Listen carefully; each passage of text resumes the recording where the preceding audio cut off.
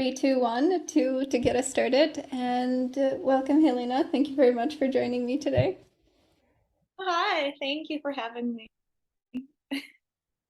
Perfect. So to get straight into it, I want to talk a little bit, or I suppose ask you a little bit more about your learning and your teaching experience. I mean, obviously you speak English, but also French and Italian and Portuguese and German and Spanish and so many others. So to get straight into it, can you tell me a little bit more about how you started learning languages? Yeah, sure. Um, so I think that we all kind of have our, personal reasons and personal motivation, but also in the end of the day, we just like to be able to speak with people and get to know different places, different cultures, different people, so on and so forth. A lot of us just learn something for work. But I think that most of us, like when you grow up in an English speaking country, because there is this mentality which I personally, and I think you too, we don't really agree with, like, but a lot of people have this mentality that I don't need to learn anything else because I can get by in English wherever I go in the world, which is true, but is a bit of a pity, I think, because it kind of makes you automatically to lose motivation if you want to learn something and you start, let's say, and see that it's difficult because everything in life is difficult if you want to do it well, right? And then you say, okay, you know what, at the end of the day, I don't want to learn it because wherever I go, I will be able to speak in English. But I think that this is wrong as a mentality, especially for someone who grew up with English, because yeah, we do have an advantage. And a lot of us, like if you grow up in Canada and Australia, which is not the same as the UK and America, because most of us have families from different places. And so we do have the chance and the privilege to also learn another language or teach ourselves English because they were the first ones in our family Yeah. to actually Yeah. learn good, proper English. And then we have to like teach or help our parents. It's really common, right? Like, I'm not saying that, okay, yeah, no, it's just one person out of, no, it's really common, but it's actually a good thing. And I feel because I have a lot of friends from Mexico here, and I was speaking to one of the moms that a lot of kids nowadays, younger, who are at school in the US, if they are from Latin America, they kind of feel bad and embarrassed about it to say that, my heritage is from there. The same goes Right. sometimes, unfortunately, from Eastern Europe, which actually you should be proud of it because you do know a different civilization, you have another language without actually trying to, it's just there. Yeah. And yeah, so sometimes it's actually also a blessing in disguise because unless, instead of just going out there and saying, you know what, I know this and know that, and then I can also learn more. If I start with Yeah. two, I have a competitive advantage. So I can also Definitely. learn, for example, I learned Spanish really quickly because like French, it's quite easy, quite related. And the same goes with like all the Eastern European languages. It's easy to go from one to other. So yeah, I think it's kind of, it depends on how you see things, and the more we grow up, our kind of, yeah, views change depending on a lot of things. But yeah, it kind of started like that, and then I had friends from different places, and I'm like, you know what, why not learning this, or why Right. not learn that? I mean, it could be interesting. So is that why you started with Spanish? Because you knew a lot of people from, let's say, Mexico or Latin America, that it was just the most convenient one, or why Spanish to begin with? Yeah, yeah, and also my dance teacher, she was from Colombia, Okay. and we would, there's a lot of Colombians actually also in Canada. And yeah, so like you could go to a supermarket, of course, like there is a Chinatown, but it's not that easy to Yeah. learn Chinese as it is to learn Yeah. Spanish, to be fair. So, and they True. would say words and stuff. So like you say that, if I want to learn this or if I want to improve my talent, I can go to Little Italy. So it's kind of, there are some foreign languages that are easier to learn in whatever place you are. I think in Germany, for example, it's the same for anyone who wants to learn Turkish because there is a really Right. big Turkish community. So Definitely. it's not that many Germans would like to learn it, but if they wanted, they could, Yes. you know. And yeah, I think the learning, a minority language. I think in Australia is the same for Italian and Greek, for example, here in Definitely. Melbourne. Not that many Definitely. Australians would do that, but if they Yeah. want to, they could. There's a lot of people. It's a possibility, Yeah. certainly. So, Definitely. And what would you say yeah. was the easiest thing about learning languages? I mean, like you said, with Spanish, with Italian, with Portuguese, I would assume also similar to French. Was the simplest thing, would you say vocabulary or grammar, or what was the easiest thing for you to pick up? Yeah. Vocabulary for me is easier. In general, I remember words easier than I remember grammatical rules. because I think that grammar is something that you have to learn by yourself. So like you have to study, you have to see the rule. You don't really just pick it up after a certain age. Because actually, if we think about how we learn as kids when we're babies, when we start with our first language, we make so many mistakes, right? Because like it's kind of trial and error. You know, we say something and then our parents correct us and like, no, no, no, don't say it like that. Blah, you know. So if you are an adult, and that's also kind of what holds us back, because sometimes we might know the word, we might understand what another person says, especially if the languages are related. As you said, exactly, like French and Italian, Spanish and Portuguese are very close to each other. Like 70% of vocabulary is the same or like has the same roots, which is a really big actually amount, you know, but the grammatical rules might be different, pronunciation is quite different. So I think that we, as older, but as adults and not kids, you know, we kind of feel a bit embarrassed of making mistakes. So like, even if we know how to say order something in Spanish, we might be like, I don't want to do it because what if I mix up the grammar and they think I might be stupid. Nobody will think that you're stupid if you're just trying to order something in Spanish and you make a mistake. So it's also kind of a fear that we all have, but we shouldn't, because nobody will say, ha ha ha, look at your grammar. Like, they're 5-year-olds, spoiled 5-year-olds. Yeah. Yeah. But grammar, I think grammar comes afterwards. So like if you know the basics and you're kind of familiar with the sounds, podcasts for me help a lot, because or music, you hear correct grammar most of the time. Yeah. And so you kind of learn the pattern. But most of the time, not always, but like grammar is something that you have to kind of put some efforts and time into learning. But for me personally, I think that it comes after you know the basics and you know how to communicate and you're kind of familiar, with, let's say, just the starting points and vocabulary, definitely. So was that your approach for those different languages? Because again, I suppose Portuguese and Italian and so on were the easier ones, but let's say looking at, I see that you speak a little bit of Turkish and some Chinese as well, some Swedish. So was that your approach for those as well, that you started with some vocabulary, started to listen to the language, and then, okay, I've got a kind of a hang of it, then starting to work with grammar? Was that also your approach? Yeah. But they're also very different. So like I don't speak these languages, I just know the basics. So it's very different. I cannot say that I speak it, because for me, speak is when you can actually hold a conversation.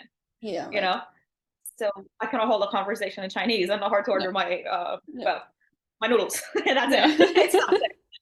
So yeah, of course, like you have to see, but I really enjoy watching, these YouTube videos that they talk about this country and then this, and like we do this in Chinese or in Turkish, for example. I learned the other day that it's a bit like German, the construction. So they put the verb at the end. And I was like, oh, that's interesting. Because, in everything else in the European languages, we don't really put the verb at the end. So in German, you can put it in the second after the personal pronoun or at the end. But in everything else, like it doesn't really matter where you put the verb. And this is something that for me was really different. And I was like, okay. So now I kind of understand it. But yeah, so like, I think It you wasn't should that you were start necessarily going into, okay, the verb goes here, but it was more of a, oh, okay, the verb goes here. More of just a natural process of, okay. I learned that. Yeah, exactly. Because I think that learning verbs is also important, because it kind of helps you when you communicate, because verbs are way more important than adjective, let's say, when you start, right? Like if you're lost and you're in Costa Rica and you want to ask how to go somewhere, you need to know the verb to go. That's the most important thing. So I think that for languages, verbs are very important, are more important than grammar. Just say, the infinitive. If you know infinitives, already it's a good starting point than just knowing the word for, I don't know, spicy, but yeah, it's just Starting kind of with fun. verbs. Definitely. Yeah. And is that also, would you say, your approach in teaching to slightly change that conversation into your teaching as well? Would you say that this is something that you apply as well, that you start with vocabulary? I mean, of course, I would suppose that it depends on the level of the student and which language they're learning and so on and so on. But would you say that your primary focus is on vocabulary, or not necessarily? Not necessarily. So it really depends on the student and how they are. Because especially for English, most people come to us, they're not complete beginners nowadays. So younger people are not complete beginners. so they do know the basics, so of course then we should also touch grammar because you should speak properly. So I have had really well, people who did not know any English, or like the new kind of English, some English, but it was kind of not correct, let's say, not proper, Yeah. Right. from Russia, for example, but they were all older. I did not have up to now kids that they were saying, we start from zero. Right. So yes, then we see grammar, but basically it's like the verb to be, for example, is a very important verb for the English language, and it's also, well, it is the verb that we use every day, and we have to learn how to conjugate it. So yeah, at some points, like grammar that is essential, we do have to learn it, but I think that everybody learns better if they understand it through examples. So it would like make sentences, for example, with the verb to be. I am a girl, you are a student, I'm a teacher. So they kind of understand how it works, and then we take it from there. So they just don't use words in a row without making any Right. sense. Yeah. Right. That's what I really find fascinating when I have lessons with kids, or used to more so, and then they would come to me and say, "Okay, I have to learn, I don't know, 100 irregular verbs for my next lesson," and I just facepalm myself because what is the point of doing something like that to a, I don't know, 9-year-old? Okay, memorize 100 irregular verbs, and then what? She Yeah, has yeah, no idea what they mean in the first place. So incredible. exactly. Yeah. It's also like, I think it's a problem. It's not the kids' fault. It's a problem of all our educational systems, like teaching English and, foreign Yeah. languages in general. We Yeah. kind of over focus on grammar when we shouldn't, Yes. or like learn the 50 most used verbs or 50 most used words. There's 100 of videos on YouTube about that. And I'm like, why, if you cannot use them? Like, that's what I'm saying. Like, will you go in New York, let's say, on the street and start conjugating a verb? Yeah, right. It's a bit stupid. It doesn't make sense, a bit silly. But again, it's not the kid's fault. But And that's really the sad part about it, that then they get to, I don't know, be 15 or 16 and they've been learning English for 7 years and they still can't say anything.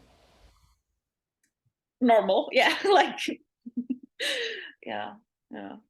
It's also Really kind of, I don't sad. know if you've seen it, but many countries have this tests. A lot of European countries do it. I think in Greece is also the case, because in Italy, no, in Spain, I had a friend who told me that. So like, as you said, so they start learning English at the age of 5, like 7 or 8, not 5.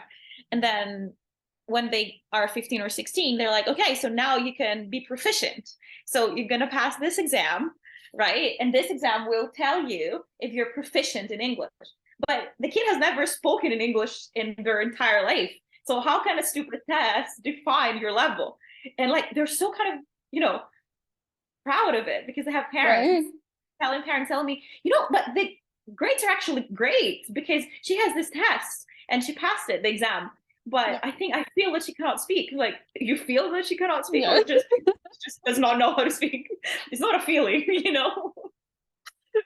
You know. No. But, And then, like you said, you go to New York and, hi, my name is, and then that's about it. So, yeah. But like they had I was preparing a student for this exam, an Italian one. She was 16, and no, that was her friend, but it's about the same thing. So like they had to talk about something that they like, a character that they like from movies or from books. So I said, do you know, since it was French, about Le Petit Prince, like the Small Prince, or like Asterix Obelix? And she had no idea. And then I was like, okay, so what do you want to talk about? Lucky Luke, who was like, who connected with English because she was also learning English. He was a cowboy, and blah blah blah. And she's like, oh, does it have to do with Indians, American Indians? And I said, yeah, well, you can talk about, about whatever you want. If you want to talk about right. American Indians, the Apache, if you learned about it, yeah, go on. She's like, oh yeah, but I cannot talk about it in an exam. Like, why?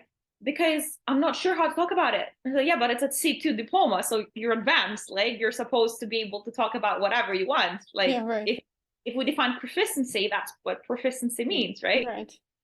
And she's like, yeah, but I will make so many mistakes and I know the words, so I'm not going to do it because I'm not going to touch something that I know that I will lose points from. And I'm like, Sure. but that's not,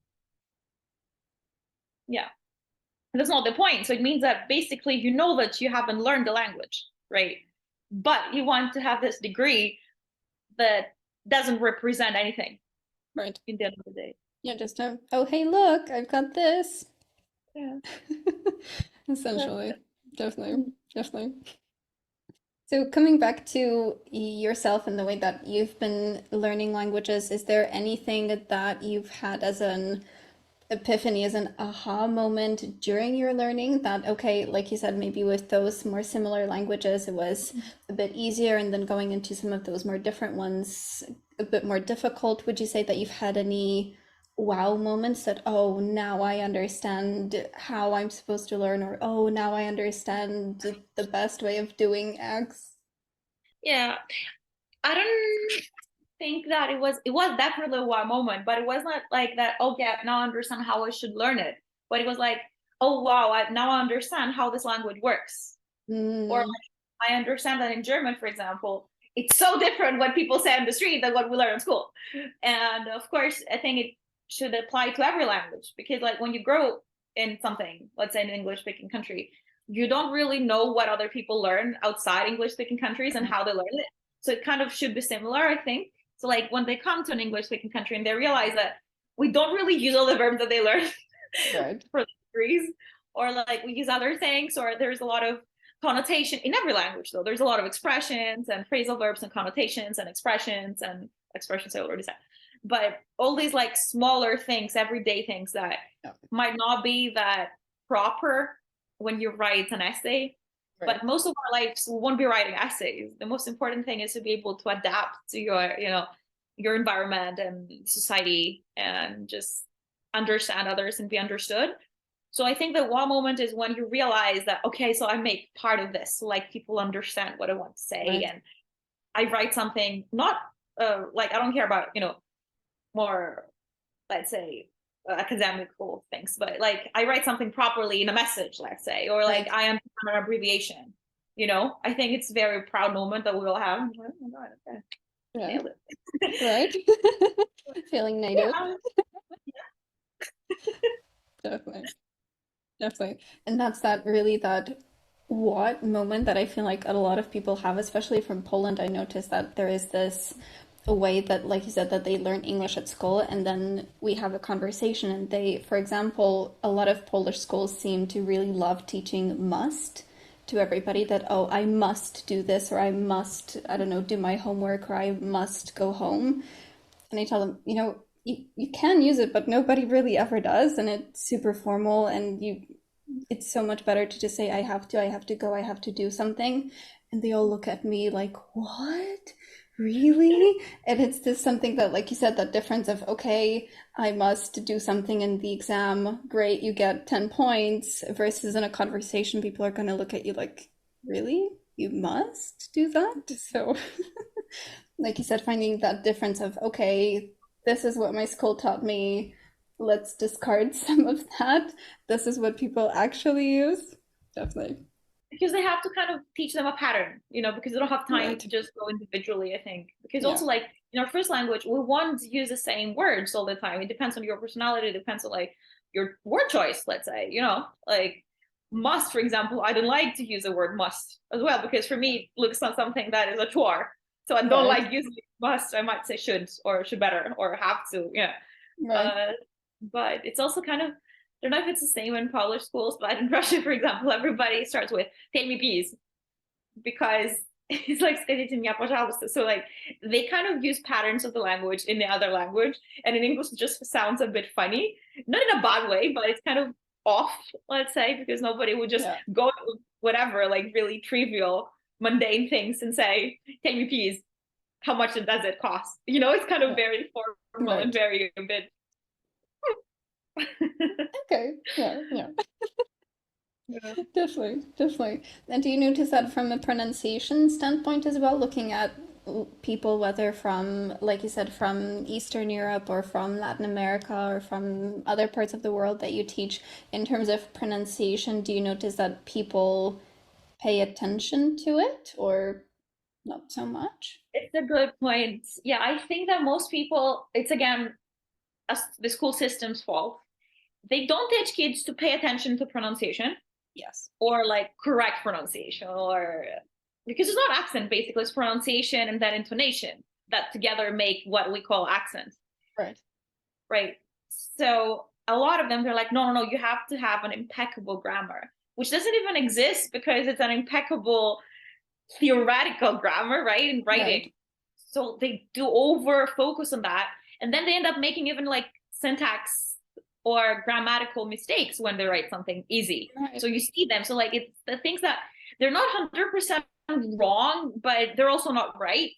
Right. And this is like the most difficult part to get rid of because they put so much effort and attention to that. Or like I see when parents write and they think that they have like impeccable English, and then you kind of feel bad because of course they're older than us, and you feel bad to like tell a parent, actually, you know what, your English is not good, or like they don't put articles at all because in Russia there is no article Yeah. before the Yeah. words. So is it the same in Polish? Same in Polish. Yeah. Yeah. So people speak without articles, which is quite important for us to use an article. Or, they don't know where to put articles. So like these kind of things that are quite important, but you also cannot tell them that they're making a mistake because they might get offended because like it's not at the end of the day their class, but their kids' lesson. Right. So yeah, I think that people don't really pay attention to pronunciation. And then some of them, because for Eastern Europeans, it's even more difficult to like have a proper English accent or pronunciation because of all like there is this mishkiznak, so like L, for example. An Yeah. Eastern European will stick kind of a L thing. It's a bit harder than we have, or a L, which are both intonations of L or all vowel consonants don't really exist in English. And I think that it's a Right. very big problem that may face. And then it doesn't facilitate understanding, let's say, and nobody even understands it. And then like kind of they nail their R's because an R is not that difficult actually, than ah or an that we say. Right. So like they do see that, so let's pay attention to not have that. And then there are so many other things that they don't pay attention to because they think that automatically they will be fine. And the same goes for Latin America, but of course they have different problems in Yeah. English Definitely. because it depends. But you're right, like I think that we should, all of us as language teachers and learners, pay a bit more attention on how we sound, because it's not just to boast, oh my god, look at my pronunciation in this Yeah. language. Right. Yeah, it's just it facilitates understanding and communication, Yeah. and the better you sound, the better you feel, because the others will understand you better. So yeah, it's Definitely. definitely a very important part of every language. And it's a very good point that you made here that it's that confidence that you gain from it that, oh, I didn't have to repeat myself 5 times this time, but Mhm. only maybe once. And that's Yeah. already a big step forward, or even no times at some stage that, okay, you get so good with, like you said, with expressing yourself, but not just the words that you use, not just your grammar, but also actually how you speak to people is super neglected, I find. And like you said, the education systems, or the let's say the mainstream education systems, completely ignore that for some reason. And like you said, on the one hand, I can understand it because if you have 35 kids in the class and you can't sit with each one individually and okay, so Yeah. definitely, definitely. But I do want to come back to something interesting that you said, that with looking at these older speakers, whether that's the parents of the kids that you're teaching or just older people that you're teaching, and for instance, they don't use articles at all, how do you deal with that? I mean, they've fossilized that over the 40 years of their life, and you're here fixing that. How do you deal with that? How do you begin working with people in those types of more fossilized issues?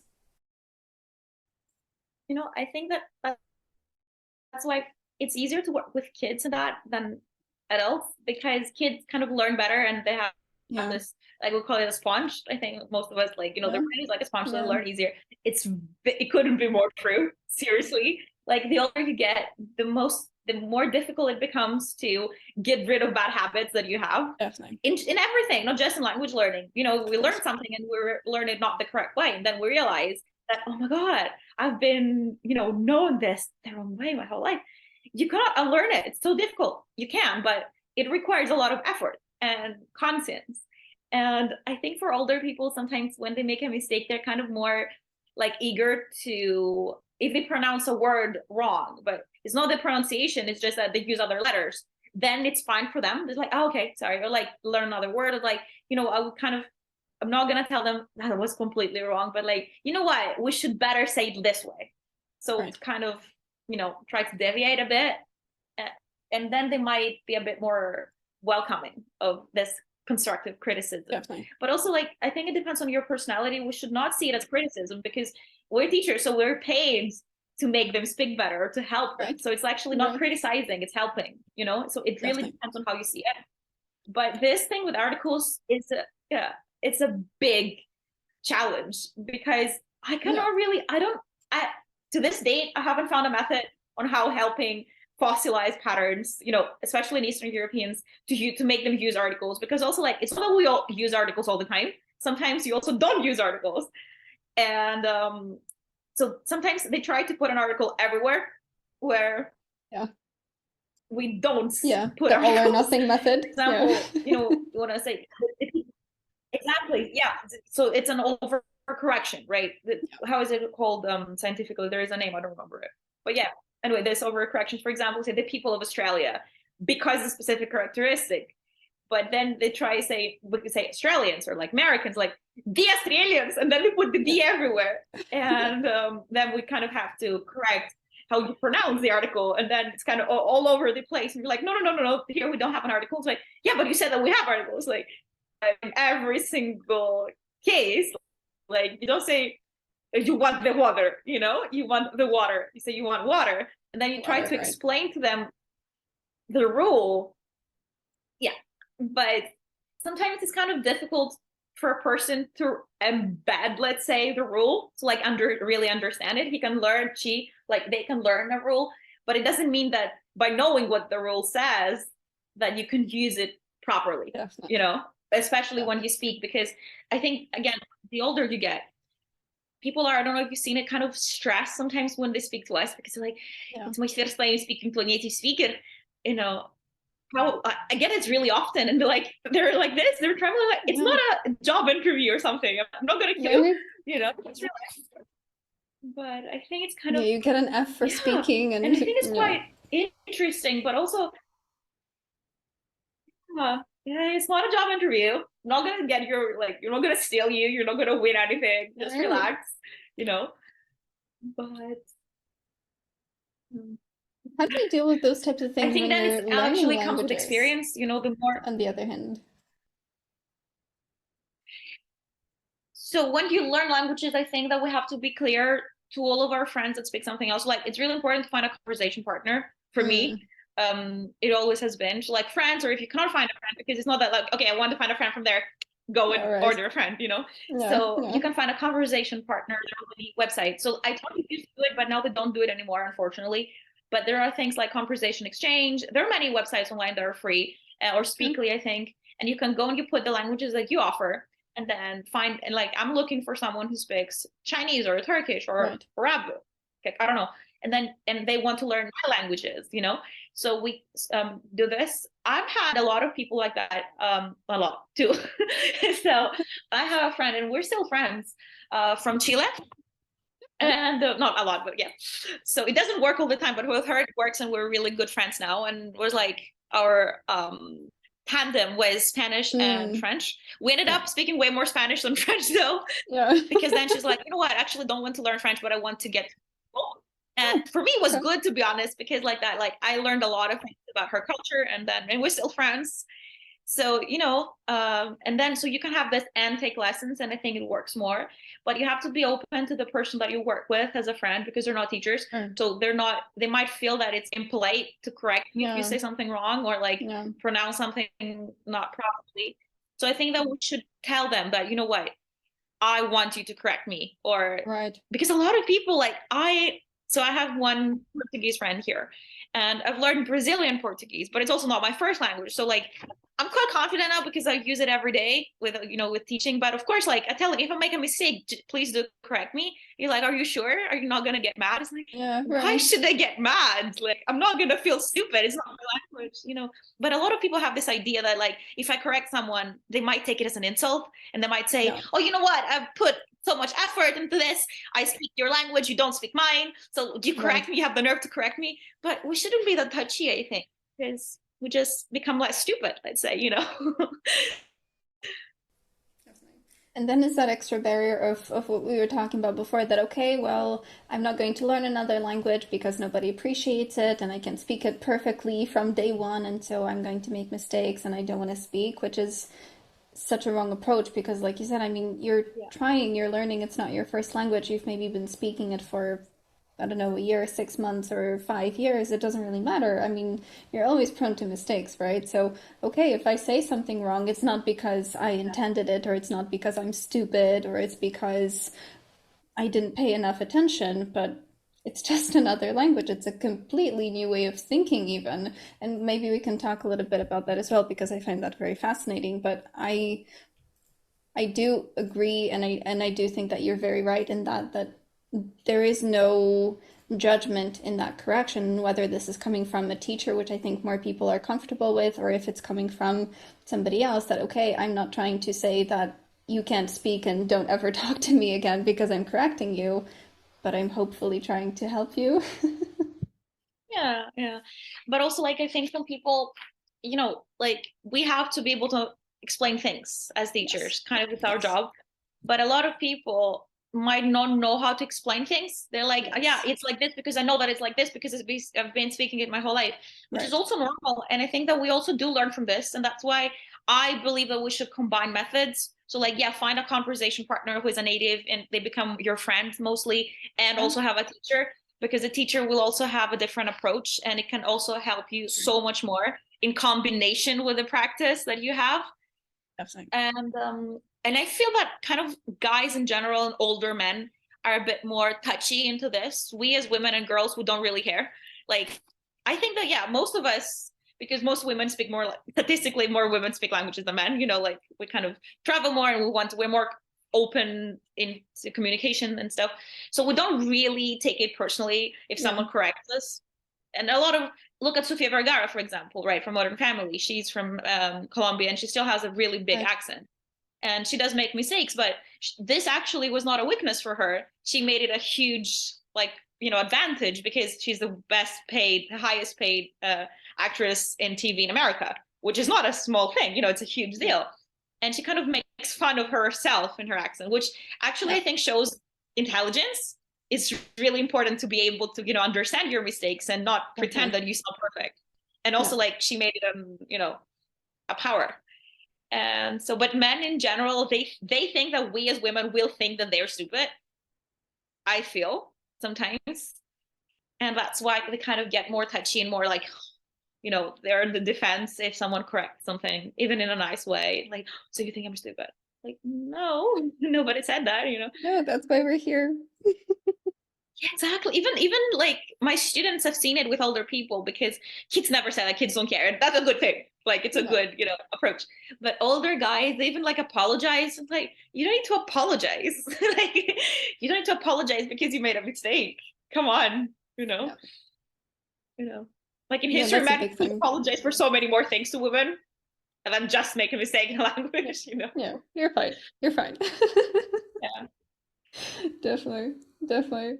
And do you also embrace that in your own languages that you speak, that okay, I make mistakes, it's fine, whatever, or do you take a bit of a middle ground that okay, I understand that I make mistakes, still trying to improve though? Or how do you deal with that by yourself?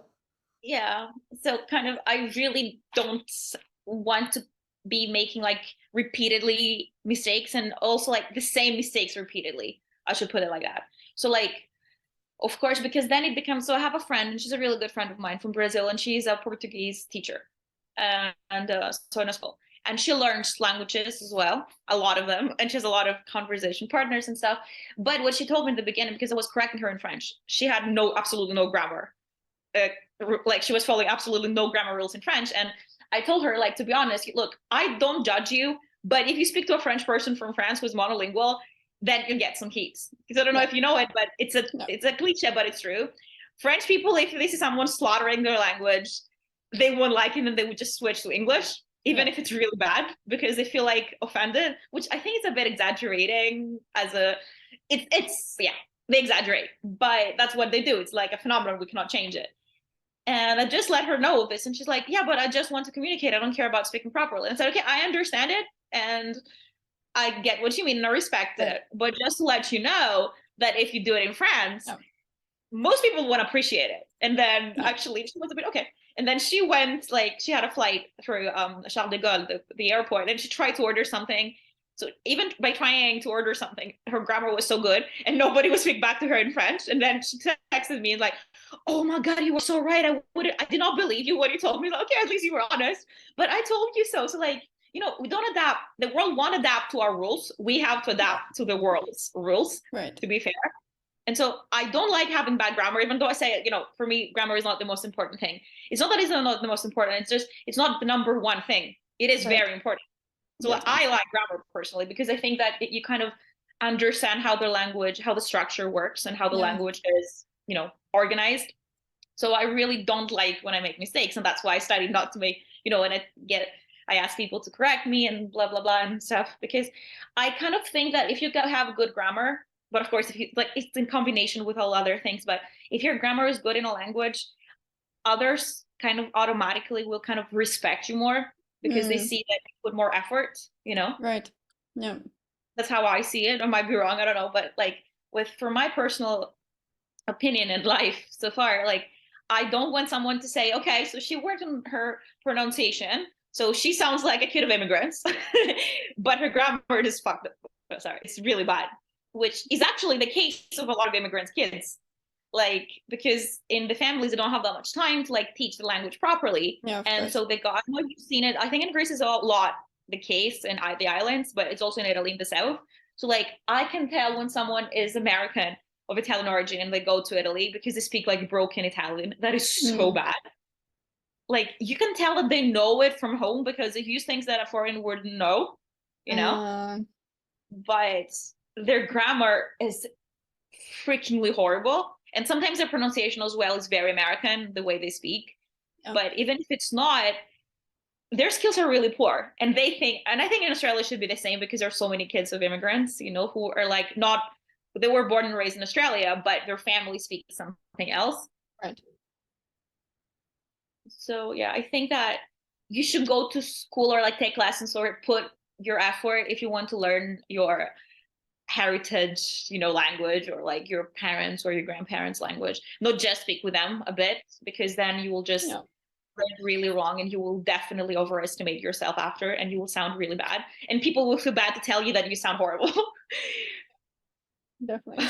But that's a very good example, and I get a lot of people from, let's say, the US most often, sometimes from Australia as well, but from the US that have some Polish roots and they want to come back to that. And let's say my grandparents were Polish or my parents, and they never really taught me how to speak. And that's where I find that very interesting mixture that they know some of these, let's say, cultural things, that let's say pierogi or whatever, but then, like you said, the actual vocabulary and the grammar is okay, well, we need to work on that, which is great because that's why we're here. But you find that connection of, okay, you clearly know something about this place, but just not the language. So let's get to that together. Definitely. Yeah. Yeah, which is good. I really appreciate when people want to learn their heritage language. I think it's a great idea. Sure. For me, okay, so now my Spanish friends will hate me for that, but I believe that especially if you're in Australia or in Canada or in the US and you're not Hispanic, it's more important for you to learn your heritage language because it's kind of linked with your identity. And it shows that you do it not because of work, but you do it because you appreciate where you come from. Yourself. So I feel that, it's more emotional. And then I'm not against like Americans learning Spanish, no. Of course. It's just that I feel that it's more important. We have a lot of, you know, Eastern European in Canada. And I feel that like I have way more respect for them wanting to learn their heritage language than just learn Spanish because everybody does this, you know. And then of course, if you want to learn Spanish, do learn Spanish with English, right? So yeah. Or even Germans. There's a lot of Germans in North America, but because of all the you know, everything that happened with Nazism, they're like, I'm not going to learn German. Yeah, but like this happened 100 years ago, and there was one bad person. It doesn't mean that everybody in Germany is a neo-Nazi, like way far from that. So it's kind of, I don't feel that you should feel shame, you know, or if you're from Italy, oh my God, it was Mussolini and then the mafia. Yeah, but it's a bit simplified thinking. Happens everywhere. Yeah, it's like, okay, you want to learn Mexican as if like narcotraficante, you've never heard of it. Right. No. Like, Yeah. Yeah. Definitely. Definitely. Finding the good sides of the language. Yeah, everything. Like, for example, in North America, I don't know, I think it's the same in Australia, and I don't agree with that, but we kind of I think we talked about it before. Idealize the UK, so every person of the New World, Right. or like the Commonwealth, Australia, Right. Canada, Right. South Africa, even India, I think, and England. Yeah. We think that the UK, oh my God, is the UK. Colonization people, like if like everybody else has kind of black parts of history, Yeah. so it's something I Definitely don't. something to be proud of. Yeah, everybody has things if we like look it up that won't be proud to. Yeah, they shouldn't be proud of actually, but Yes. Yes. Definitely. yeah, they Definitely. must I feel like not. some countries get away with more than others, but Yeah, definitely. And that's so unfair if you actually think about it. Yeah, yeah, yeah, yeah, yeah. perfect. Well, circling back a little bit, I do want to ask you a question concerning your teaching history, and are there any maybe student success stories or something that you're super proud of that, oh, I helped this student, I don't know, get this awesome job, or I helped this person move somewhere, or what's your story that you're super proud of a student that you've helped? Yeah.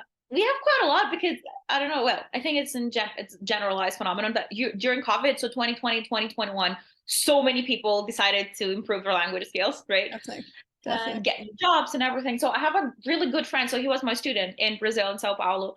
And then we started like had to completely redo his CV and his LinkedIn page and then prepared him for the interviews. And now he has a really good job. And now he will go to Milan as well for 6 months. And he's like, he wrote me, oh yeah, you know what, Helena, I'm really thank you so much. Like, you helped me so much for this. I would have, if I, I had to do it here, Yeah. would have gone to like all of these recruiters or like people who help you with your CV, and it would have costed me a fortune, and it wouldn't Yeah. be me, it would be their idea. So I'm really proud of this, Yeah. thing. He invited me to his wedding as well. Whoa. So I'm like, oh, it's really cute. And so that was one. And then a lot of people from Brazil that I've worked with, they wanted to immigrate to Canada. And so they Mm, had to pass this test. So we started okay. there, we start from zero. There's a lot of, in French, I do have a lot of people who start from zero. And yeah, they succeeded. They went really well on their test because also this immigration test is not like IELTS. So it's more, Mm, it could be seen as a bit more complicated or difficult because you don't get like standardized questions. They have to see how you okay. speak and how you understand, which Oh, of course, okay. for me, I prefer preparing someone for this. But in general, in English, like IELTS, we kind of know what they will be asked, Yeah. Yeah. They don't care about seeing how the person really knows the language. No, they care to see how the person like writes properly because Yeah. most of the points are Ticks all the there. boxes. Like, exactly. So I feel more proud. I feel prouder when I help someone with in kind of this thing than right. Okay, of course I've done more IELTS, but as a person, like I feel a bit prouder when I help someone doing something a bit more real, let's say, Definitely. more difficult, because kind of you see that as a teacher, you've really contributed to this person's success, let's say, or like what they wanted to do, and yeah. And what's your experience been with IELTS? What would you say is the key thing that people struggle with when it comes to IELTS? I think that again, it's kind of because IELTS is not. I don't really agree with how it's organized. To Yeah. be fair, like of course it's better than other tests because there's like a plethora of tests of Definitely. English evaluate your level, and most of them they're when you want to go to study in a university. So Yeah. like in IB, but IB is a school. Like when you don't do IB, you have to like go through all the tests to be Yeah. able to study at some Abroad. point. So Yeah. like yeah, they have to evaluate how you write, obviously, because you want to go Right. and study. Yes, which is correct. I agree. But I think, as we said before, that they don't really care about the understanding of how the person sounds. Yeah. Like, they don't put any emphasis on the pronunciation. And this will definitely come handy for the person in question because they will be in an English speaking country surrounded Right. by natives, most of them, or like Indians who also like they do have a huge Yeah. accent, but they've learned how to study in English Yeah. because in India their schools are in English, Yeah. Of course. So our students will have this competitive disadvantage if they don't know how to speak properly or understand properly or understand different accent. So the IELTS, even though I don't know, like because they change it all the time, but last time I prepared someone on their understanding the listening, they did have a tape from someone from New Zealand. So like not asking them where the person was from, but seeing if they could understand them. I don't know if you have experience with that. So sometimes it happens, or like they put an Indian, or they put someone from South Africa, Right. or they put someone from Latin America. So L2, which is a really good thing, but I think we should put a bit more emphasis. We should like emphasize this a bit more to let people understand that, you know what, you might learn proper English, but real life is not about proper English. Even like Right. university professors in Canada, especially in Canada, but also in the US and in the UK, themselves might be for it. They themselves Yeah. might be Right. teaching English, but English won't be their first language. In Australia, I think it's Right. the same thing, right? Yeah, Like, definitely. Definitely. so they could have a big accent themselves. So you have to be able to understand that and not be kind of, oh, you use this. So, because then we kind of enter into things like a rat race, but like you kind of repeat the mistakes that you hear from others, thinking that Right. their English is correct, but it's actually not. So you kind of have to know this, have to be prepared for this because it's something that will happen. We're not in a bubble. Yeah, Um, definitely. Definitely. You're right. I think a lot of people have that false sense of picking a, let's say, a mentor almost in their language, that okay, he's my, let's say, tutor at school or my professor or somebody, and then you see, oh, okay, I'm going to speak like him, when in reality, like you said, you might not be aware of the mistakes that that person is making. Or even, like you said, finding that, okay, I understand Americans and it's super easy. And then when somebody from, I don't know, from Italy speaks English to me, I have no idea what they're saying. And I feel like a lot of people fall into that trap that, okay, I know English, I can understand maybe native speakers, which is already, good for you. A lot of people struggle with that. But then that next step of, okay, not everybody is a native speaker, not everybody's going to speak the way that they speak. Other people make mistakes, and I need to learn to understand those mistakes as well and understand their mistakes in pronunciation. So there's a whole, like you said, plethora of steps to take that, okay, well, IELTS is all great and wonderful and so on, but is it realistic? Not really. yeah. And also a lot of companies nowadays, they do conduct business in English, but everybody's not a native, like everybody's Right. foreign. So like I was preparing someone from Russia, and now like a lot of companies in Russia, they do have everything in English, which doesn't make sense for me because like in Poland, nobody would have a business in English. Like if it's not international, why the Yeah. heck would you put this in Right. English? Like they have, and he was really young. He was like 19, and it's like, yeah, I have to pass my interview. It's with a Russian company, but it's in English. I'm like, why is it in English? It doesn't make sense, you know. And so it will be wrong, kind of. So like it doesn't help the learner. And also they said, yeah, because like the headquarters are in Cyprus, or work a lot with Indian companies, with Bangladesh, with China. So a lot of Asian now that are up and coming, they do have English as their business language, or like a lot of people who go to Shanghai or Hong Kong or Singapore, so like, yeah, in Asia, like between Russia, Asia, and China and the Arab world, they do speak in English, but or like other headquarters might be in India, and you see things, and like the whole things that you see and you have to correct or prepare them for something are wrong, even the questions are wrong or they don't make sense, or like you kind of just you know Yeah. and I think that this overpower and over popularization, let's say, of English is also quite bad. It's a boomerang thing, so like it will come back to you because you feel very confident, like as I said, the parents of Russian kids, or even in Italy. So like they think they know perfect English because they work in English, so they speak it every day. Yeah, but it's also important with whom you speak it, and Definitely. like because if not, you don't like you reach this plateau and then you don't go up. So you're stuck in, let's say, I don't like talking about levels, but let's say you're stuck in B2, but B2 is not native. B2 is intermediate, higher Okay. intermediate, but we want C2 if we want to reach fluency, real fluency. Right. And yeah, in Latin America as well, right now, a lot of things are in English, but I'm like, yeah, I don't definitely agree with that fully just because of all like the problems that we mentioned. And yeah. Okay. Definitely. And it's true. I see it from the perspective of tourism, of course, that it's much easier for people to handle going somewhere else if the signs are in English and if the menu is in English and so on, then it's like, okay, I can deal with that and I can get by. But from the perspective of creating new expectations for the local people that, okay, well, I might live in a village in Mexico and I can speak Spanish and that's perfect. But if you don't speak English, then all of a sudden you're that lower class. And that's not really okay.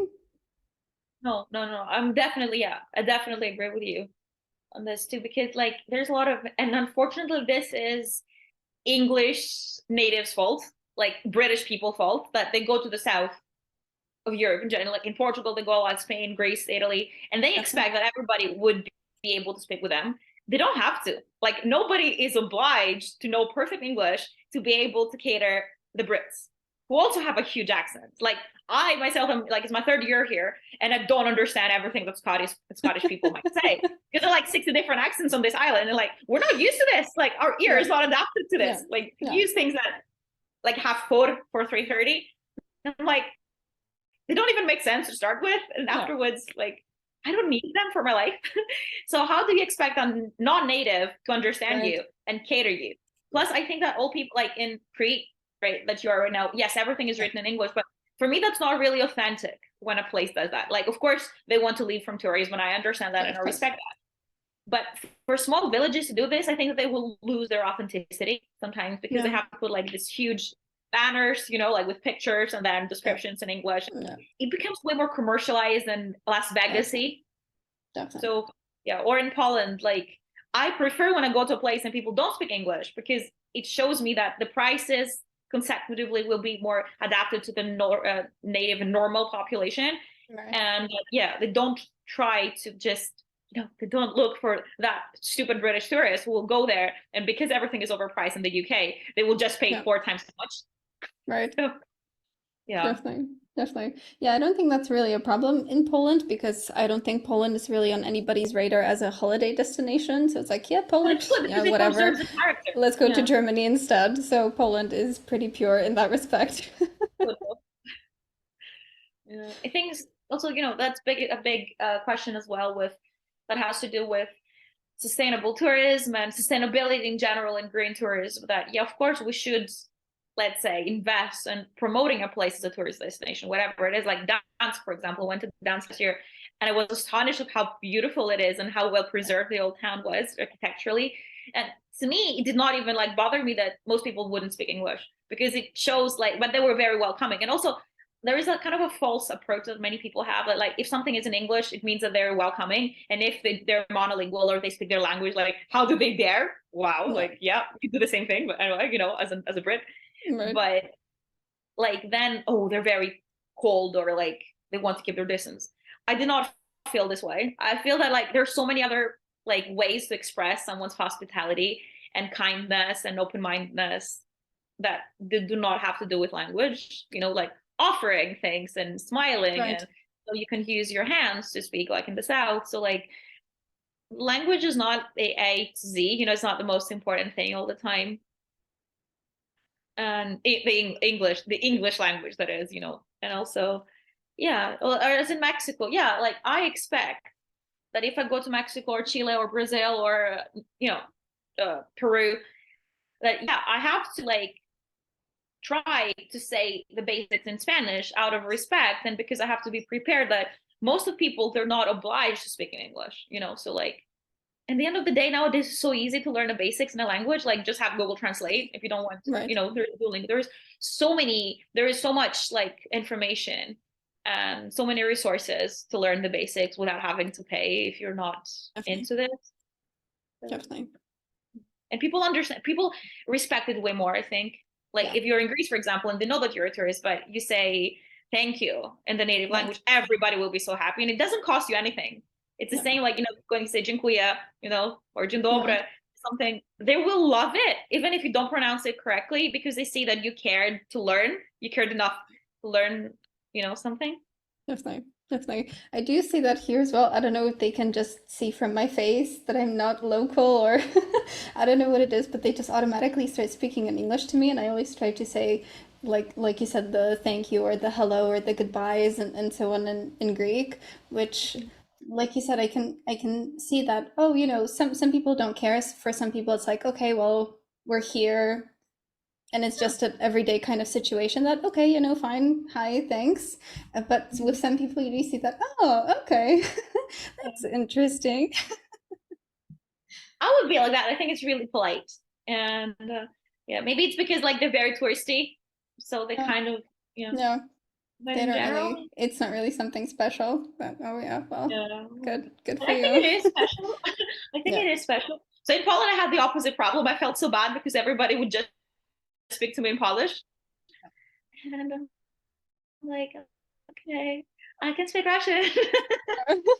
But it was actually funny because I like this kind of, I know this, I like this kind of situations. So like when you see how far your language knowledge could take you. So like I Yeah. could understand what they were saying approximately, and I would answer in another language, which is actually related, very much more related to what people want to think or Yeah. think. And then Yeah. we would actually realize and we would communicate. Like I got my bus, I got my pirogi, с мясом, and then serum, and then I got everything, kapushka. So like I was so proud of myself. I was like, oh my god, yeah, I can Yeah, I got get this. by. So proud. Yeah, like Definitely. I did not expect it, but it's great. So like actually, I like the fact that I went to a city that was not that touristy because I think that Krakow is more touristy. So there you will find more people speaking in English, Definitely. Yeah. right? Or like the Yeah. capital Warsaw Krakow and or like Warsaw, Krakow. definitely. But Gdansk Definitely. is not that touristy. Not so much, no. Yeah, No. but in More for Gdansk, but Swedish nobody else. people I heard because of the port, but not really, no. But it was great. I enjoyed myself way more. Because you're like, oh, okay, it's a challenge. Let's see if I can do this. And Yeah. then it was like, wait a minute, this is not Polish because it sounds really Yeah. easy to be Polish. And the lady was like, yeah, she spoke to me in Russian. Yeah, because I'm from Ukraine. It's like, ah, okay. Because in a moment I was like, wow, it was like first thing in the morning, I had a coffee. Like, do I just woke up today and I understand everything in Polish? And she's like, no, I just answered you in Russian. Okay. That makes more sense. It was really funny. Yeah. So I was like, that's way too easy. Like I was expecting to understand like 40 to 50%, and now I understand Yeah. 100. What Yeah. happened to me? Yeah, what's going on? Yeah. I noticed the Yeah. same thing with Czech when we went to the Czech Republic for a weekend, and I was like, okay, well, I'm speaking in Polish and you're speaking in Czech, and we're having a conversation. What's going on? Okay, that's cool. Yeah. Definitely. But it's the same, I think. Yeah, it's like Czech and Slovak is basically the same language, Czechoslovak. Just the Very accent is a bit similar. different, Yeah, different right. from Slovakia because yeah, they were one country. Yeah. Right. And then Right. both of them they come from Polish, but they're like simplified Polish. So like it's easier for a Polish speaker to understand Czechoslovakians than it's for them to Yeah. understand Polish because they don't have That's like what I heard. падежи Yeah. and sklanitelny. They don't have Yeah. like the declinations. Yeah. No. But I think as well, like for someone who speaks Russian, if you're in Poland, you can understand way more than a Polish person might understand in Russian because Russian has Yeah. a bit more of a complicated accent, Yeah. like the and everything, and it's also the alphabet. But Yeah. it's actually way closer linguistically than people tend to think. Yeah, that was my No, thing, that I was listening to and Russian and I can yeah, I think get it's really maybe fun. some words, like you said, maybe 40, 50%, and I can get some of the main ideas, but not really as much as I really expected. So maybe, like you said, it's just the other way around, that I kind of get Russian, but maybe from the Russian perspective, it's easier to understand Polish. So interesting. Yeah. And I don't understand why people don't visit it because I think that Poland is amazing to visit and the food and everything and it's really um well, it's not expensive for if you compare it to Western Europe. And Oh, honestly, definitely. like why the UK is very touristy. I don't understand why the UK is so touristy. Like the weather is horrible. There is no food. There are Right, castles, but everywhere in Europe we can find castles. right. So yeah, there's Yeah, I Zakopania. don't get Like it. UK has no mountains, but like yeah, we'd edit it out because like I finally like this lately. Basically, I give so much heat to the UK and I live here. So, but it's not heat. It's just facts. Like I think, Yeah, for example, I said that the coffee here is not good. It's not good. It's a fact. It's not my opinion. Coffee is not good. Like you pay like $10 and you get a coffee that you could get from like I don't know McDonald's in any other given country. I think it's a ripoff. But yeah. Incredible. Incredible. But I do think on the topic, actually, coffee in Poland is very expensive for some reason. I don't really know why, but I mean, comparing it to, let's say, how much you'd pay for it in Australia or how much you pay in, I don't know, Spain, then coffee in Poland is really expensive for some reason. I don't know if that's a import thing, but Yeah. very expensive for Maybe some it's reason. because like people don't really go out for coffee in Poland. So like a Polish Yeah, person wouldn't go out for coffee. That's a not more really. tourist Not as thing. much, Maybe yeah. that's why. Maybe. Yeah. Maybe. That might be a good point. No. Well, either way, changing the topic slightly, I do have a question that might not be necessarily related to language, but maybe it is, and I'm very interested to hear what you have to say about this. Uh, what is something that you know how to do that's very unique or rare? Ooh. Um, well, we have to be unique or rare. You know, something that I feel really unique or rare for someone else is like banal or like mundane, you know. But for me, something that I really like to do, and it's kind of crazy by many people, is changing, like playing around with my voice, like changing accents. Mm, I really love it. But I kind of see it as a game. Like again, nowadays with political correctness, for example, if I do an Indian accent in English as a white right. person, it might be seen a bit like with all the subliminal messages as racist. I definitely don't do it in a bad way. It's just that I feel it's really funny. But and also, for example, like if you do a French accent in English, you know, Right. if I start to speak like that, like people think it's very cute, but it's actually very, very wrong. Huh? So like if you do this like that, or like a white, let's say, language, if you do an Italian Yeah, or right. a French accent in English, everybody will think it's fun or cute or whatever. If you do an Eastern European accent in English, though, in here, like I do it sometimes just for a, you know, as an experiment, like, yo, please, could I like pay for this, or I have to do it after? Could you help me? I don't know how to do. You know, if you speak like that, like I also can't do it because of my color. Well, unfortunately, because nowadays we kind of become a bit like, you know, as a society a bit polarized. But nobody would say anything, but they might feel uncomfortable. Not Yeah. in America that much or in Canada because there are so many immigrants, Okay. but here they will feel so bad because basically there are no Russians and there are Yeah. Polish, but also like I feel that a lot of Brits, especially the more right wing they are, they kind of, if you have an Eastern European accent, also they cannot really differentiate if you're from Poland or, you know, Belarus or like Russia, but they kind of see you like, you know, you might be an agent. And I think that this is ridiculous to start with because it's just Incredible. dumb.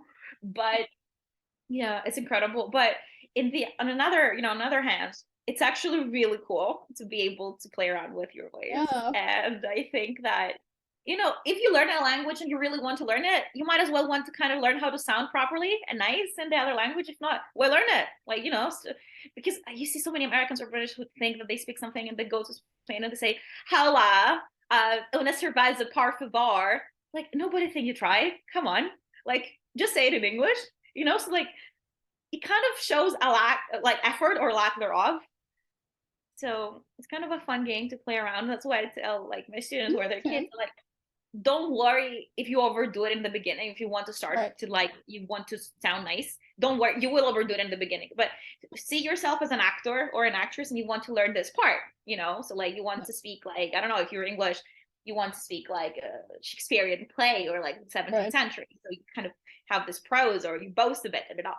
But I'm not good in like British English, but you know, the accent. But like I like doing other languages because I Yeah. feel that it's kind of very different for me, or like, and you Definitely. understand, if you teach, you understand the other person's perspective better.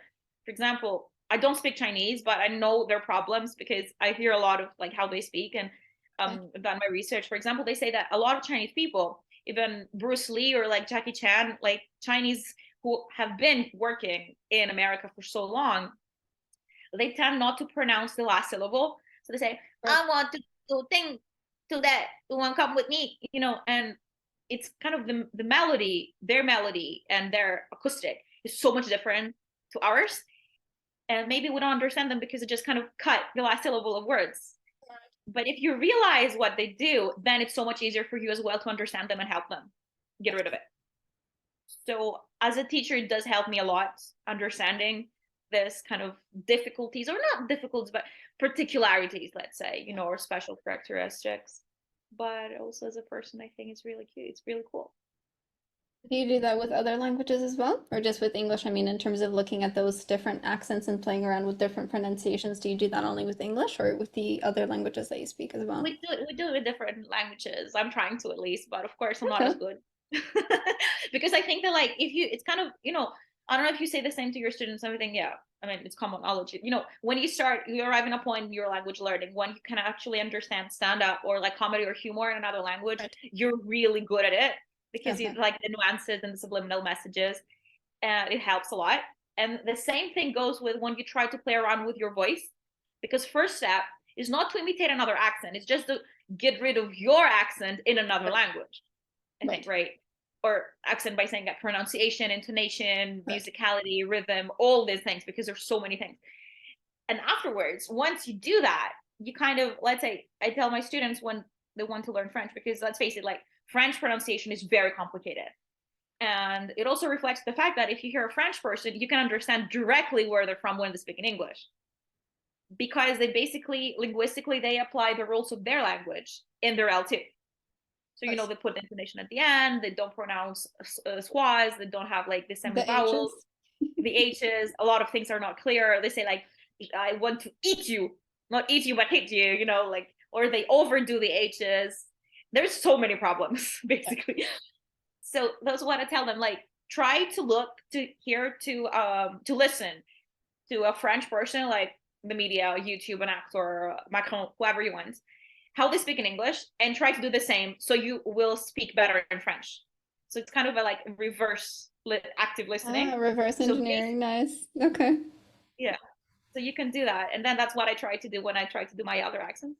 But for example, Makes now I'm sense. really good at doing wrong accents in French, for example. But and right now, like, I was learning this, but it's just, to pass my time. So like in Brazilian Portuguese, because I have so many people in Brazilian Portuguese, I was trying to like do different accents in Brazilian Portuguese. In the beginning I could not do it, now I can, and I'm really proud. But of course, like, it's a really useless skill, and sometimes you lose it depending on your level of tiredness Okay. for the day. But I think it's something that is important, regardless of like how you like your voice, or how, let's say, trained your voice is, or trained, it does not really have to do with your voice, it has to do with your ear. That's fair. Because you have to listen to something first and realize how it sounds, and like realize your problem to be able to fix it. It's the same with all, if we see it as arts, if you dance, or if you sing, or if you paint, Right. you have to be able to realize what you're doing wrong or not good enough to be able to fix it. If you think, no, I speak fine, or like I sing fine, and all your notes are out of scale, out of rhythm, or you're out of rhythm when you dance, or I don't know, you paint something and you look like a painting of a 3-year-old. First step is to realize what we don't do good enough to be able to Definitely. fix it. And we all make mistakes, of course. Like, every day we make mistakes. Even like, we as teachers, if we're tired, we might make a mistake, and then we like correct ourselves. It's human, it's normal, it's perfectly fine, right? So, Definitely. yeah. And you're right in that point that the first step is actually realizing that something is wrong. And I always love that moment that I tell somebody, "Oh, hey, actually you should maybe pronounce it in this way," or "Hey, actually maybe you should structure your sentence in that way." And they're like, "I had no idea that I've been saying this wrong for the last 20 years of my life." So, well, But good. it Now takes we can actually guts. work on that. It takes guts to admit it, because a lot of people, Definitely. unfortunately, think that they're afraid, or like they feel, again, a bit stupid to admit something, or they might not want to admit something for whatever reason that might have Yeah. nothing to do with us. It's not related to us. And as teachers, or someone from the outside who tells them something, what, this actually. But I also think that it really depends on the way you tell someone something when it's Yeah, negative. for sure. So how do you deal with that? How do you tell those bad things? Yeah. So sometimes I don't even, like, now, you have to practice what you preach. But sometimes if I see that someone is really touchy, or they're quite older than me, or like they've been doing this wrong for the last, you said, like 40 years of their lives, I might not say direct like this. I might say that, what, let's rephrase it. So I found another Mm, way around it. So like, it's not that what you said is wrong. It's just if you say it this way, it might sound a bit more natural. So I definitely. might do this instead of saying, you know what, this doesn't make sense, or like this was Yeah. so bad. Yeah. So I avoid doing things like that in general Yeah. as a person. But sometimes, like, believe me, I mean, you know that already. It's so difficult not to laugh at some things you hear, or some things are completely wrong. But you're like, you know what, I'm a professional. Let's just keep it calm and keep it professional. Cool and composed. Yes, definitely. Yeah, Yeah. that's a nice approach. Okay, well, what you said is not wrong, but this is a nicer way of going about it. Because sometimes Definitely. people, I think, have a really huge problem with the word wrong, or like with specific Mm, wording. And I, as a person, because of course we live in a society and time of political correctness, which it started with a point. I understand it, but I don't completely agree with the way like things rolled out, because a lot of people, like, they focus on the tree and they lose the forest. So like, we should not have problems with specific words like wrong or like right. mistake or error. So it's how we say things and not what we say a lot of the times, you know? Or like, no, actually, it's what we say and not how we say it so many times. But yeah, we're not here to teach like anyone ethics or like change their personality or the way they see things. So especially if they're big, if they're adults and they're not kids. But yeah, so we have to kind of work our like way around it and find the Definitely. most, yeah, diplomatic approach, let's say. Yes. Yes. Definitely. And that comes back to what we were talking about before with the schooling system that, oh, look, you got a bad grade or you got a, I don't know, wrong or red underlined or something like that. And oh no, all of a sudden your world is ending. So definitely looking at, I would say what you said, yes, I mean, we don't really change their personality, but I think looking at how they see themselves and how they see their language development, that we can definitely have a big impact on that. That, okay, well, you can make a mistake and you can say things wrong, and I will tell you that what you're doing may be wrong or that you're making a mistake, but you shouldn't be seeing that as a bad thing. I mean, you're here, you chose to be here to better yourself and to improve. So let's do that together. You know, I might tell you that you're doing something wrong. I might tell you that you're doing something right. I might tell you that you used a really awesome phrase or a really cool idiom. Great. You know, let's celebrate both of these things together. Yeah, you should like, I think it's also like a personality, not disorder, but a tendency that a lot of people tend to forget everything positive you might say or they might hear, and just focus on this one single negative you might have told them. And I'm like, that's why we call it constructive, judgment, or constructive, how's it called officially? Oh my God, Feedback. I forgot. Constructive, um, Feedback, right? yeah, Constructive feedback. feedback. Yeah, feedback. It's not negative. See it as constructive feedback. But also, like, I think it's a taboo as well. Like, I cannot be wrong. I cannot do Yeah. this. This is a problem with schooling all over. It's not just one specific No, country in no. particular, in general. And there's also a lot of like a mistake that a lot of parents tend to make, that like my kid would never make a mistake. What about the other kids? Or like, because they're projecting their own like aspirations. I don't know, like if it Definitely. couldn't for whatever reason become doctors, they want their kid to become a doctor.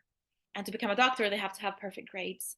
Of course, like, who are you to dare to tell my kid that like their English was not on point? And I think that honestly, this is a bit ridiculous, because this does not prepare anyone for real life. In real life, we'll get so many bad moments, we'll get so many embarrassing moments, we'll get so many moments No, where like we might work really hard, but someone else will get the job. Like, no. that the society that we have to get, like, the sooner we understand that, the better it will be for our future lives, all of us, that like not Definitely. everything is beautiful and great and smells nice. Definitely. No. And how do you build that resilience and that self-confidence, whether in yourself or in your students, like you said, whether they're younger or older? How do you build that self-assurance, that self-confidence that, yes, okay, I worked hard. Maybe it didn't work out. Maybe it's going to be better next time. Yeah, so sometimes, because it's a very competitive, let's say competitive, it's not competitive, but there are so many choices from both parts. So I feel that sometimes I might have said, and especially in the beginning, because now it's been 3 years on the platform, but like in the beginning I might have said something, honestly, I was not lying to anyone, neither myself nor the other person, but like, you know what, I told them, you need to work harder. if you want, like older people or kids. So like if I give you homework, I give you the homework for some reason, like Right. you won't improve if we just talk an hour, if you just take an hour together per week, Right. but in a nice way, just like Yeah. confronting the problem and setting the goals together. And then they're helping people. To be fair, like 90% were fine with it, but 10%, there's always someone who won't like you for what they hear, You can't because then please everyone. yeah, it happens to everyone exactly. If like someone only has like the best reviews or like the best notes or nothing negative, it's like YouTube. All great YouTubers, unfortunately, like you cannot avoid it. You will have hater. You will end up having haters because they're sad with their life or whatever. They just want to. They had a bad day and they see you and they see that it's internet bullying, so they want to see you in the face. So like it's easier to write something negative than just say something negative in their face. So I have had this, of course, unfortunately, like I think it happens. In my face, I did not say anything, say thank you so much. And then they went and like said either, and don't like have one person who wrote something negative, but it was not even as negative as she wrote it, because it was a mom from Russia and they were in Italy. And Mm. then her son wanted to do French and English and he was learning Italian. And I just told him, because he was a kid, your son is very confused right now, which is not like a bad thing. Like I knew that I could lose a client like that, but I said, I don't think that is the best time in his life. He's 12, just went to Italy. He should focus on learning Italian, not learning French right now, because he will definitely be so confused. And the kid didn't even like languages. You cannot push a kid. It's not a machine or a robot. You cannot push a kid to do something just because you wanted to do it when you were little. And this is a very common mistake, unfortunately, that parents make. And that's what I said. And she said, okay, thank you. And then she wrote, I would prefer the class to be more organized. I'm like, okay. Like, okay. Okay. You didn't even, and she was a teacher. So, like, you don't really understand or know your job Interesting. properly, but okay. Okay. It was a bit funny though, because, and I would have preferred her to write me a message saying, you know what, I don't feel that we can collaborate more, or like, you Sure. have different methods. I understand that. It's fine. You don't Okay. have to. We don't click with everyone. But I think it's a bit mean to just in front of someone else's face to say, okay, yeah, I understand, thank you for your time, and then go back and say, I did not find it organized, when actually it was something different that you wanted to say. Yeah, yeah, It has nothing definitely. to do with organization. Yeah, Sending has to that do with wrong that. message to other people. Yeah. Yeah, yeah. But I think the more people you see, of course, the more problems eventually you might, not problems, but like clash of opinions you might Right. cross. So, but a lot of people are receptive. I would say that the majority, and I didn't even expect that. I would have expected and thought that it would be more like polarized, either we hate her Right. or we love her. It's not like that though. Most of the people on this platform, they're receptive, or like, you know, I have students who said, you know what, I don't feel like I can learn, or like that is, I had someone, he was really old, and he said, I want to, he was like in his 60s, he had a girlfriend, and he's like, I want to go to Quebec to immigrate. And I told him, you want to immigrate at this age? Like, it's a bit difficult, right? It's not just the language. Like, of course, the older we get, that old, the more difficult it becomes for us to learn languages. Sure. That's also, it's a fact. I don't want to like, steal, because it feels like stealing it from a church. I don't want to rob anyone's money by Yeah. telling them, you know what, of course, you and a 5-year-old or a 10-year-old or a 20-year-old will definitely learn the same French in no time. It's just not true. There's so many Americans who just decide when they're 65 to learn, especially difficult languages like, Polish or Russian or French even. It won't be easy for them, especially if they're American, especially if they never use the language, especially if Sure. like they do it once per month. It won't be easy for them. And a lot of them will never really learn the language, to be fair. It's good that you try, but I also think that it's very important to have realistic expectations at some points, because then if we don't do something, we also have part of the fault. Is not just the teacher's fault. Like, we're not magicians, unfortunately. I would love to be a magician sometimes, but Right. let's face it, we're not, you know? Definitely. So, yeah.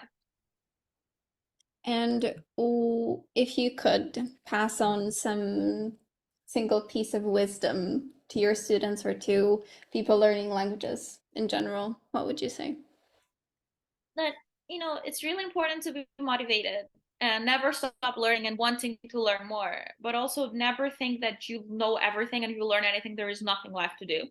Because if you fall into this pitfall, then you become a kind of, not like a crazy one of the village, but you become kind of, you lose contact with reality, let's say. And it's quite easy to fall into this pitfall because, like, we kind of tend to, and I think it's a good thing.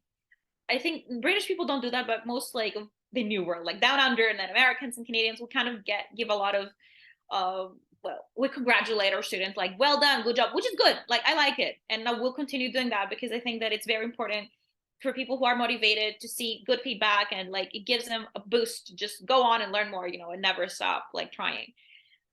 But the British, on the other hand, they're very like square, and they're like, no, you have to do it perfect first, which I think for me as well, it does not work in a good way.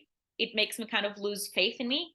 Yeah. And so like not lose faith, even if you hear really bad, because you might hear bad comments sometimes, because people are bad, some people are bad, unfortunately, so they might say something not because they're against you, but because they're angry with themselves or like life. So not stop learning, but also like not overestimate your powers. It's very important. So not, become a bit arrogant, let's say, like I know everything. That's why I don't like this question, like how many languages do you speak? Because it's not the same. It depends on the subject, it depends on the day, it depends on many things. So like, and I don't want to sound arrogant, because like it's important to want to learn things, but we also have to realize that we're not perfect. We're perfectly imperfect, and we can become less perfectly imperfect, but we'll always be perfectly imperfect, and it's perfectly fine. And whoever thinks they're perfect, they're just lying to themselves. That, like, I think is very important to understand. And for kids, so like, there is no perfection, and they should try different things. And also, like, if you don't want to learn a language, or you're not interested in this, and you're interested in boxing or skiing or whatever, golfing, it's also perfectly fine. We don't have to do everything, and I think also like that's a school system's fault. Like, they expect from kids to be perfect in everything. No one ever could be perfect in everything, because you just don't like it. You're like more inclined to know one thing. It's like, even psychologically, we have like two hemispheres. You're more altruistic, or you're more like specific. You can combine stuff, but you cannot do everything, because there is no time of doing everything. And if you do everything, you won't be good in everything, because again, you won't put effort or passion or, Yourself into it. yourself. Yeah. Definitely, definitely. And to finish up, I do want to come back to what you started with. You said to stay motivated. How do you stay motivated when you're learning languages? Well, I think it's also a very personal approach that everyone should take. Like, we're here to help, but so we are here to help. How can a teacher keep you motivated? By finding things for you that interest you, you know? So, like, what I do to stay motivated is just that, like, I kind of try little by little to think the other language. Of course, I'm not going to do it in Chinese, that I don't have a level, my level is not existent, but like in languages that I already can, for example, the Latin languages, right, that I understand and communicate and use. So I will try to kind of a day, let's say, not the whole day, but an hour or 2 hours, I want to like immerse into this culture, or like travel if you can. Right now that like we're back into normal, travel by yourself in a place that the language that you want to learn is spoken. It helps so much, especially if you speak with people, because you're kind of immersed. So you see TV, you read the news, you just listen to it outside. So you kind of go like that. For example, if you want to go to Sweden, right, and or Norway or Denmark, that is in Europe, so it's close, and you want to learn the language, it's so much, and there's not that many resources around available for that. If you go there for, let's say, 3 to 4 days, and you go into conversation levels, or like there's so many apps for meeting people if you want to, like, and it's quite fine, you could do it, like I don't see why not. And then you try, and you go to the supermarket, so you understand so many things, you absorb so many things without even trying, by doing that. And I think it's great. And also podcasts, for me, podcasts have helped me so much, because they are in the language that you're learning. Of course, it depends on your level, but you understand and you learn so much from podcasts, I think, because they're also not that formal, so they're more everyday. And of course, in series and movies, and then if you repeat, you like pause it and repeat something new, and then record yourself. There's so many things. Actually, the most important is to just want to do something. If there is will, then there is so much you could do, I think. Certainly. But Certainly. it takes time, it takes time to think in another language. It takes time to, implement all these things, a lot of time. So there is no like a magic potion that like I'll give you and then automatically, you know, you will, or whoever, we can start just understanding everything without making mistakes and having perfect grammar and Mistakes. perfect Yeah. yeah, because you know, it's crazy. Even like I had students or friends who like came to the UK for a master's, and they were like, "I think I made a mistake when I was writing my thesis." And like, why do you say it like that? As if you like, you know, killed someone. We all, when we write like university, when you're writing your papers, you will make mistakes. That's why we have the proofreaders, or like that's why we have Grammarly, and that's why we have to reread it. Because of course, even like on Instagram, seriously, I see posts from people who are natives in French from Quebec, for example, and there's so many mistakes in French, and they're like, seriously, come on, you didn't even read it twice. And yeah, they did not even read it twice. I think that's why, you know. Definitely. But, Definitely. And I think that's an important point too, to maybe finish up with that. Even native speakers make mistakes, and I think a lot of people have that image of, oh, they're perfect, and I have to be like a native speaker. Well, native speakers also make mistakes, so just cut yourself some slack. It's okay. yeah, like nobody would ever accuse you for that. And also, again, as we said, after a point, if someone knows the grammar, you have to start speaking without like hesitation, because only like that you will actually learn the grammar. Because even people, I used to think like I changed my view on this that like yeah, you should learn and have perfect grammar, and then you can speak and you know that you will speak properly. People who think that they have perfect grammar but they don't speak, they actually do not have perfect grammar. Because like I see how they write afterwards, and they say, "Yeah, I'm writing is my forte, is my like strong point, and I'm not that good in speaking." Their writing is not as good as they think, because if you don't speak, you will never know how to write properly. And every day, you know, it will be very kind of cliche, it will be very kind of academical, but not in a natural native way. It would be like a really good student who is, let's say, from Mexico, but they want to write something in English. We, as like people with, you know, on the field and with an academic background in this teaching, we will definitely directly understand that they're not native, you know, from the way they write. And that's another point that like I think that we should let people understand that, you know, yes, of course grammar is important, but please do speak and make Yeah, mistakes, because you will learn so much more and your writing automatically will become so much better, you know. definitely. Definitely. So, final message, just speak. Yeah, just, you know, do you. Definitely. Definitely. Perfect. Perfect. Thank you very much for talking to me today. It was a pleasure, Helena, and I hope that we can get together soon. Yeah, sure, sure. So yeah, we'll Thanks. have another video about something else, I think. Definitely. Definitely. Thank you. Thank you. Listen, I've got something really special for you here. If you're interested in learning about people that have lived all over the world and how they think about their old cultures, about their new cultures, their old countries, their new countries, and about how they travel in a less touristy way, then you want to check out Helena's channel below.